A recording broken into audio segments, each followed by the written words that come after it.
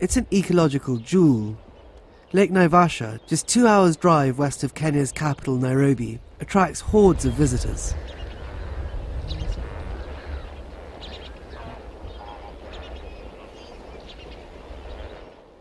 Tourists too come in large numbers. The lake is one of Kenya's most visited spots, and a lifeline for hundreds of thousands. People rely on its fresh water for drinking. The lake also feeds some of the largest flower and vegetable farms in East Africa. The lake provides jobs and even much needed energy. 3 geothermal power plants depend on the water resources in Naivasha's basin, and the lake plays a major role. So how is Kenya managing this vital resource? Satellite images taken between 1970 and 2008 show the green forest in the upper catchment of Naivasha is thinning fast. In fact, it's disappearing as fast as Naivasha's population is exploding.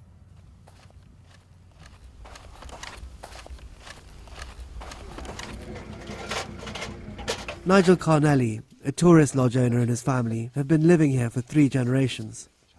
Carnelli says he's never been more worried about the fate of this national treasure. Well, if you go and measure the depth of the lake now, you will see that there's probably less than 4 meters left, right in the middle. And the average depth is going to be way less than 2 meters. And we know that 4 meters is missing over the last 25 years.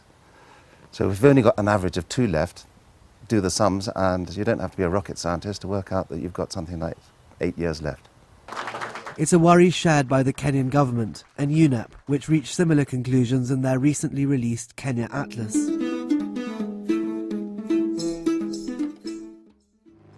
We ventured to the lake for further research, measuring depth near the lake centre. As soon as it hits the bottom, that's it. 9 feet in the centre of the lake. Not very deep. Lake Naivasha, one of Kenya's most precious resources, is dying. And one of the reasons is hard to miss. The cedar and bamboo forests that covered the escarpment, from Eburu to Inusupukia, are being destroyed, and fast.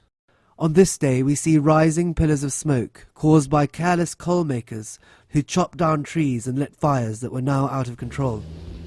We travelled to the forest to speak to resident communities about the deforestation and its impact on their livelihoods. Solomon Kirau is a farmer and ecologist. He was born in this area and says that since coal production began here in 1982, their lives have been ruined. Destruction ndio ilianza katika Eburu Forest. Na wakati ambapo ilianza, saa hiyo hiyo mvua hapa kwetu ikaanza kukatika. Moments later, we get closer to the forest fires we saw from the lake. I can see 3, 4 chopped down trees in order to make this mound where they've buried the wood and tried to make it oxygen proof so that they can make the charcoal.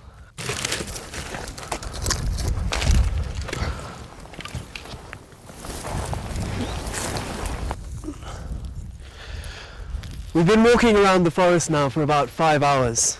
We've come across coal mound after coal mound, what the Kikuyu call muhuko. There are very few old trees like the ones we see behind us left. All around they're very, very new trees, too young for them to burn down. The effect on the environment is clear. The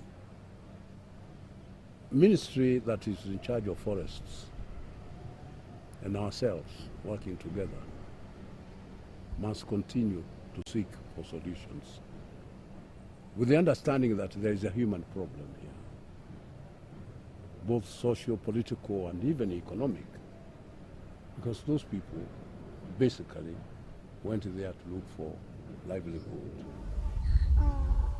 Chopping down trees means there is nothing to hold the soil, which washes down into the lake. Silting is now a major problem. Local environmentalist Douglas Chege explains that this track, just meters away from the lake shore, isn't in fact a dust track. It's a tarmac road, covered in silt and soil. This was tarmac? Yeah, the tarmac is down here, Somewhere. and this is the siltation. Jeez. And if the vehicles are not moving around, the high will be this side.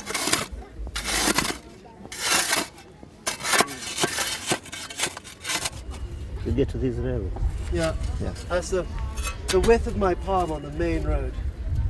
Yeah, and yet we haven't gone to the tarmac because still there's more soil here. Yeah. So you can imagine the wreck. It should be 5 times this depth. And the 2 rivers which feed the lake are tapped, meaning even less fresh water for those who rely on it. A diversion has been made from the Malewa River to provide water to Nakuru town, now competing with Naivasha. As it is, residents by the lake are suffering. As evening comes, Naivasha residents gather what water they can to cook, drink and bathe. For this woman, it means taking what water she can from a waste pipe. It could mean her family's own demise. Naivasha is a source of water for the nation's energy and farms.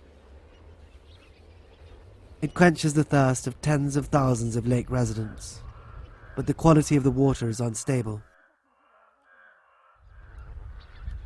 Decades ago, the lake practically disappeared into the Rift Valley for natural reasons. But under current management, this precious resource has a precarious future.